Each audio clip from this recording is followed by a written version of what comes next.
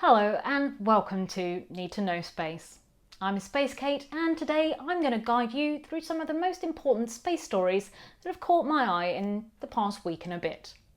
So let's get started, we've got a lot to cover. NASA has selected SpaceX to deorbit the International Space Station. This led to some quite funny headlines like SpaceX to destroy the ISS. But don't worry, there's no plan to do that just yet.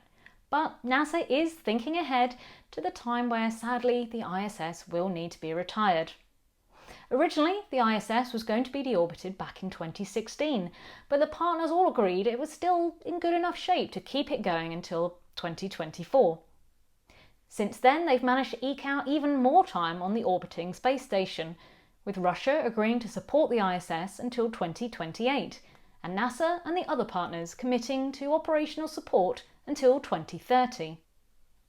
After this point, a modified SpaceX Dragon with an elongated trunk to hold more fuel will be used to bring the station down from orbit, with any piece surviving re-entry ending up at the bottom of an ocean, safely away from any inhabited areas of land.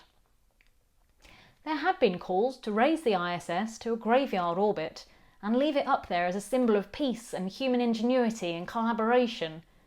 But a study decided this wasn't really the best option, so I'm afraid it will be a fiery, flaming death as the ISS comes through the Earth's atmosphere and then finally finds a watery grave. It'll be pretty sad when it's time to say goodbye. We've had people living on the International Space Station, a continuing human presence on the International Space Station for almost 24 years. And I've often looked up as they've flown over and given them a wave. But all good things must come to an end. While we're talking about SpaceX, its workhorse rocket, the Falcon 9, suffered a rare anomaly on the 11th of July. An unexpected issue with the second stage engine meant the Starlink satellites it was carrying didn't make it into the right orbit and were eventually declared lost. Elon Musk referred to a RUD, that's a rapid unscheduled assembly, of the second stage engine. And the Federal Aviation Authority, which licenses rocket launches from the US, has grounded the rocket pending further investigation into the incident. Now, it's unclear quite how long this will take, and SpaceX have actually filed a request for the FAA to make a public safety declaration, which would allow them to get back to launching while the investigation continues. As of today, the 24th of July 2024, the latest news from the FAA is as follows. A return to flight is based on the FAA determining that any system, process or procedure related to the mishap does not affect public safety.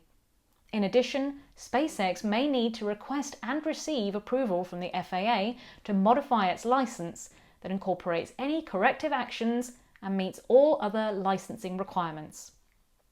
Rocket chasers and payload customers await the update. Not only is it such a surprise that a dependable rocket like the Falcon 9 had a malfunction in the first place, but it also made people realise the danger of having so much reliance on one single launch provider. Their nearest competitor in terms of launches this year is Rocket Lab, who have managed to launch rockets 8 times so far this year. But when you compare that to SpaceX's 71, and that doesn't include the 2 Starship test flights, you can see why there's a concern that there's going to be a huge hole in launch capacity when the Falcon 9 is grounded. With payloads already designed to fit the F9 fairing and alternative launches booked up, everyone's hoping the investigation is swift and that SpaceX can get back to regular launches soon. Now, the other reason it's a big deal is it's the Falcon 9 that launches crew to the International Space Station with the Crew Dragon. Crew 9 is due to launch in August, and I doubt NASA would want to risk putting humans on a flight without plenty of evidence that the mishap has been fully understood and the fix has been tried and tested. Now, even before Crew 9 flies, another human mission is due to launch on the Falcon 9. That's the Polaris Dawn mission, a privately funded mission that intends to conduct the first ever private spacewalk and test out some new spacesuits. This so far is due to launch no earlier than the 31st of July, but we don't know whether the FAA grounding will cause a further delay. Polaris Dawn astronaut Jarek Isaacman, who funded the mission, commented on Twitter, SpaceX has an incredible track record with Falcon 9. I can say from personal experience they are very transparent when issues arrive. I have no doubt they will arrive at a cause quickly and ensure the most cost-effective and reliable launch vehicle keeps delivering payload to orbit. As for Polaris Dawn, we will fly whenever SpaceX is ready and with complete confidence in the rocket, spaceship and operations. He also pointed out that safety on crewed missions is a whole nother level compared to uncrewed missions. So we will follow the mission with interest and hope they get a launch date scheduled soon. NASA has made a shock decision to cancel the Volatiles Investigating Polar Exploration Rover, VIPER project. The rover had been set to fly on Astrobotic's Griffin lander on their second lunar mission, but delays to the launch readiness timeline for the lander meant that despite VIPER's hardware already being built and ready for testing, NASA decided to pull the plug, saying the cost and risk of further delays was just too great. News of the cancellation was greeted with shock around the community and has been heralded as both a major loss for science and a dark day for lunar science. Scientists have got together and are appealing to Congress in an open letter, asking them not to accept NASA's decision to scrap VIPER. In their letter, they are stating that the decision to cancel the project at this stage, after spending $450 million, is both unprecedented and indefensible. They argue that VIPER was to be a groundbreaking American project and the first NASA mission to characterize the origin and distribution of water ice on and below the surface of the Moon, a key step in enabling human exploration and addressing high-priority science objectives. Now, while we're on the Moon, Italian researchers have used radar to discover a cave on the Moon. Found in what is known as the Sea of Tranquility, the same area where the Apollo 11 astronauts landed, they discovered that the bottom of a pit had an open side leading into a cave created by ancient lava flow. Now, the surface of the Moon, let's just say it's a rather hostile environment. You've got cosmic rays, solar radiation and micrometeorites, all of which could very much spoil your day if you were out on the surface. So a cave like this could provide a potentially important shelter for humans, although they would first need to abseil down around 125 metres to get to the base of the pit. NASA's Lunar Reconnaissance Orbiter, LRO, identified the openings of potential caves back in 2010, but we've not really known much about what lies under the lunar surface. So it's really exciting to find out a bit more about one of these many potential caves on the Moon. And while we mention Apollo 11 and the Sea of Tranquility, it's been 55 years since Neil Armstrong and Buzz Aldrin became the first people to walk on the lunar surface. I marked the occasion with a video on how to respond if someone asks you if the moon landings were fake. And NASA has renamed a building at the Johnson Space Center to become the Dorothy Vaughan Center in honour of the women of Apollo, recognising the work of some of the essential hidden figures, watch the film if you don't get the reference, of the Apollo program. The core segment of NASA's Artemis II rocket, that's the mission that's due to take the first humans around or indeed anywhere close to the Moon since the end of the Apollo program, has arrived at Kennedy Space Center following a 900-mile boat ride on a barge from the Michoud Assembly Facility in New Orleans. That's one small step for a rocket segment. Okay, I'll get my coat. A quick roundup of other news that you may have missed. ABL Space Systems' updated RS-1 rocket sustained irrecoverable damage during a pre-flight test due to a pad fire after a static fire test. The company had been preparing for their second attempt at launch using an updated RS-1 rocket after their inaugural launch back in January 2023 came crashing back down to Earth. An anomaly caused all 9 first-stage engines to shut down 10 seconds after launch, and the ensuing crash caused damage to the pad on Kodiak Island, Alaska. Now, this is not great news for those in the UK who are looking forward to the UK Pathfinder mission, which was due to launch on an RS-1 from Saxe-Vord Spaceport next year. Now on to Mars, where the Mars Science Laboratory, also known as the Curiosity rover, has made an exciting new discovery. The rover crushed a rock that it rolled over and revealed that inside it was pure sulphur. Curiosity's project scientist, Ashwin Vasavada of NASA JPL, said, "It shouldn't be there, so now we have to explain it. Discovering strange and unexpected things is what makes planetary exploration so exciting." Yep, we agree.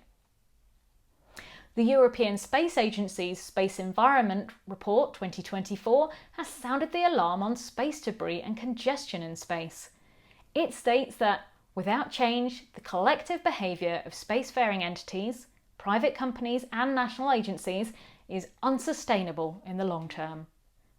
2023 saw the launch of more satellites than any previous year, and with commercial satellite constellations both increasing in size and in number, certain orbits are becoming heavily congested.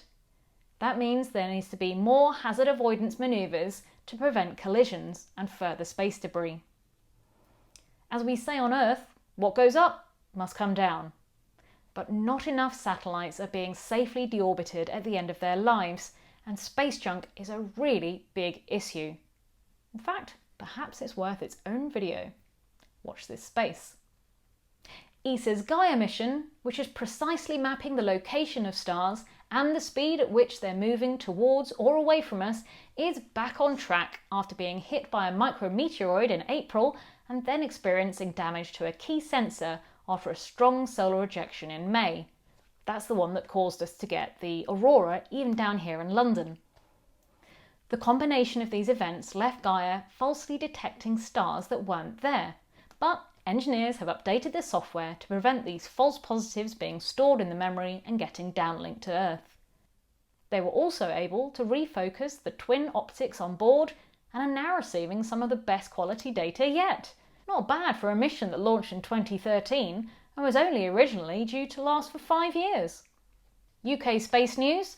The UK's newly appointed Secretary of State at the Department of Science, Innovation and Technology announced the award of £33 million of funding for cutting-edge UK space technology to boost innovation and growth. Projects receiving funding range from sounding rockets, in-orbit servicing and refuelling missions, weather forecasting, Earth observation and novel propulsion methods.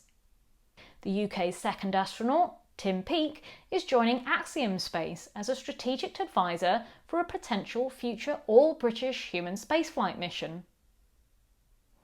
ESA is looking to boost its presence in the UK, building on the success of its XSat hub in Harwell and focusing on satellite telecommunications and services. And the UK Space Agency has finally announced the successful applicants for the Training Programme Fund, aimed at helping to address some of the skills shortages in the space sector. You can find details of that in the press release that I will link in the description of this video. And the UK Space Agency has also just announced the 10 UK-led teams who will each receive £30,000 to develop their techniques for creating pure water from lunar regolith in the joint UK-Canadian Aqualunar Challenge. And finally, could the new Democratic presidential candidate, Kamala Harris, pick an astronaut as her running mate? Among the names being put forward as a potential Democratic pick for vice president in the 2024 election is retired astronaut Mark Kelly, who is currently a senator in Arizona. Now, I've often heard astronauts talk about wanting to send politicians into space. No, not just to get rid of them, but so that they could get a kind of different perspective on Earth, so they could see the delicate nature of the atmosphere that protect us all here on Earth and how we are just one planet altogether. But here we go, we have a politician who's already been in space and has had that view of the Earth. So, it's been quite a busy few weeks. Hopefully you found this roundup useful. Do let me know if there's something else you would have liked me to include, and I'll try and do the same again in a fortnight. Please do like, share and subscribe, and I'll see you again soon. Bye.